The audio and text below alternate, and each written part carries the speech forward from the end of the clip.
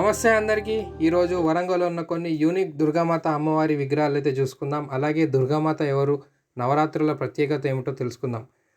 నవరాత్రి అంటే దుష్ట శక్తులపై మంచి శక్తుల విజయం. ఈ సమయంలో దుర్గామాతను 9 రూపాల్లో పూజిస్తారు. మహిషాసురుడనే రాక్షసుడిని సంహరించడానికి దేవతలందరి శక్తులు కలిసి దుర్గామాత రూపంలో ఆవిర్భవించాయి.